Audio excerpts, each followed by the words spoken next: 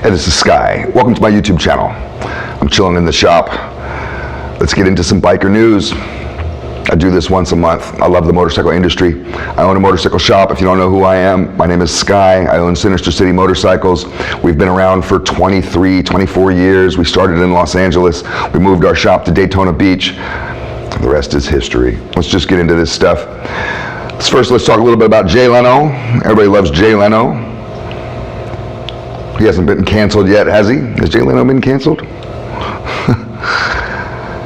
He just got in another accident. Jay Leno was in the news a month ago or so because he got burned. His face or his skin got burned. I think it was his face.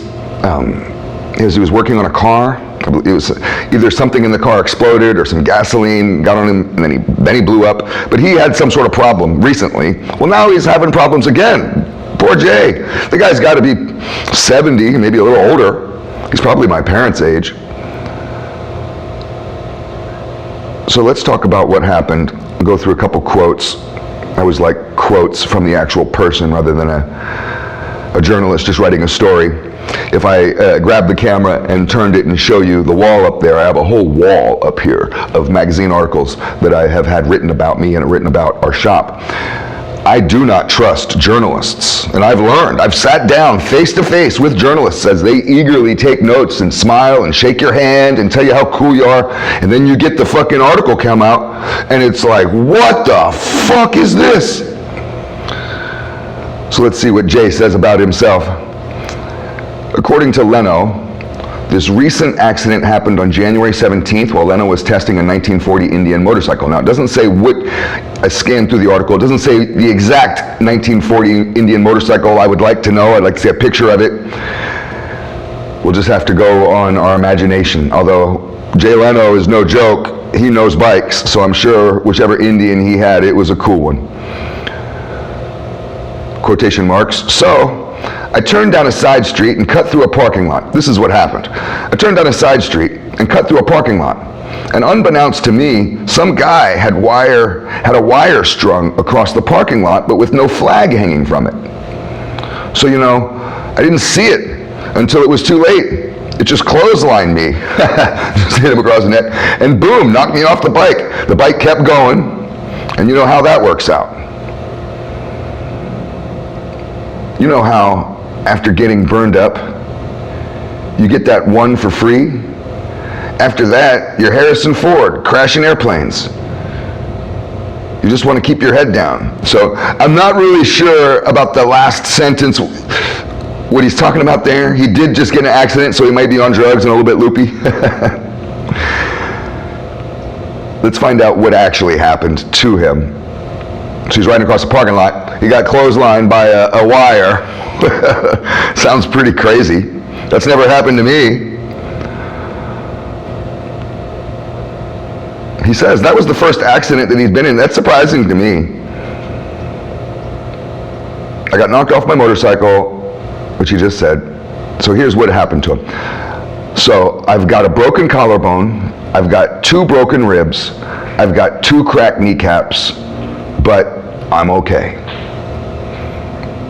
Those are some rough injuries. That's painful. Collarbone, that hurts. You don't get a cast for a collarbone. They just put you in a sling. Broken ribs, kind of the same deal. I got beat with baseball bats. My ribs are smashed in on this side. I know what broken ribs feel like. Cracked kneecaps, that's got to be bad. He must have just slammed down like face first. He's an old man. I'm sure that fucked him up. Talk a little bit about Harley Davidson. Harley Davidson just has an announcement that came out, a press statement. The article was only a couple paragraphs long, and it didn't have a lot of information in it. But they did make the announcement, and it was shocking to me. However, probably expected. Harley Davidson is going full electric. They're going to be like Tesla. Harley Davidson has announced that they're giving up the gas engine. They will no longer be making a combustion gas engine in the future, and they have a kind of a foggy date. They're keeping it somewhat open. They're saying around 2035, 2045, in that 10-year range. They're going to call it quits with all these bikes. I ride a Road King. I went for a long ride through the swamps of Florida yesterday. I love my Harley Davidson Road King. I guess they'll be electric. It's a weird development because Harley Davidson's whole gig, their whole business plan has been to sell a vintage replica. That's what these bikes are. They're vintage replicas.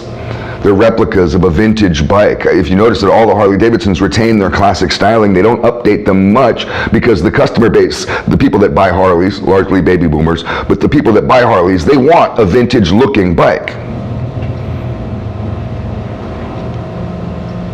Well, that's all going to be gone. Harley Davidson's Livewire, that's the name of the bike. Livewire is their current electric bike. It's a sport bike. Why didn't Harley Davidson put out an electric cruiser? They could have just made a Road King and made it electric and said, well, there you go, there's an electric bike, buy it or not. I think that would be a lot more interesting to see an old vintage looking scooter, something that looks like it's out of the 1940s, 1950s. Some old James Dean fucking looking bike. That could be the first electric bike that Harley puts out. But no, they went sport bike. Sport bikes have been a failure. There's a tiny, tiny, tiny, tiny little fraction of people that buy sport bikes. It's not a market that I've ever found was viable.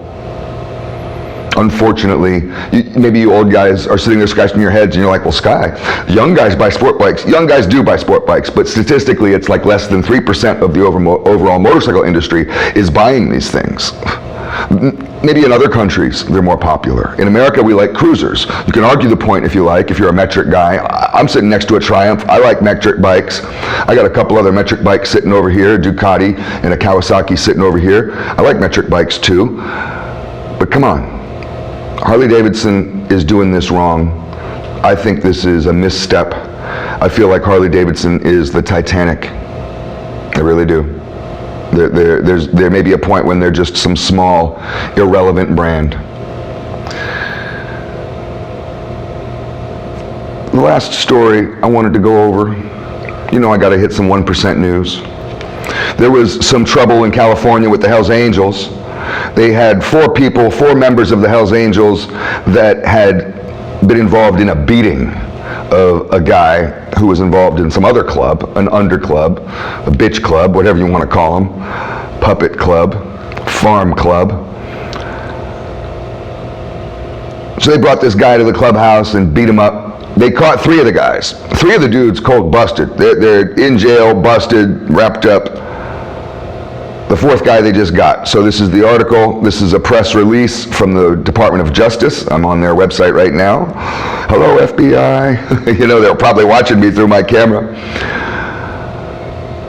Fourth Hells Angel Motorcycle Club member indicted after investigation into brutal beating at Vallejo Clubhouse. This is from January 26th. Sacramento, California, federal grand jury returned a one-count indictment today against Kenneth Caspers Jr., 55, of Vacaville. Caspers is the fourth individual to be indicted in the Eastern District of California-based investigation on the brutal beating of, it just goes on about some dude in a clubhouse. They got three of the guys, Jamie Alvarez, Dennis Killo Jr., and Michael Mahoney. Those three guys have been sitting in jail. They finally got the fourth guy, Kenneth Caspers. Old Kenny. They got you, Kenny. According to court documents, this happened a little bit ago, but they're just wrapping up the case now.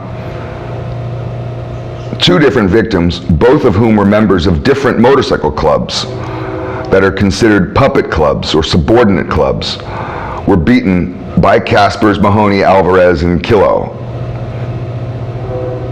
So they were beaten because these members had perceived infractions. So I guess they had broken some rules. I find the politics to be funny. And You know, it's the name of the game. A lot of clubs want to be under a larger 1% club. So they want to be under the Mongols. They want to be under the Banditos or the Hells Angels, you know, one of the big ones. They want to be under them and be a part of that world and have access to whatever it gives them access to. Even if it's just clout, you know, or the right to exist. But they want to be under them, and then look what happens. You get bitch slapped around.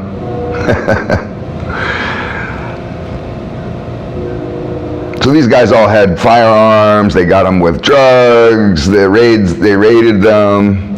If convicted, Kaspers faces a maximum penalty of 10 years in prison, $250,000 fine. However, it's California, and they'll probably just let him go and walk free. Anyways, this is Biker News. Thanks for watching.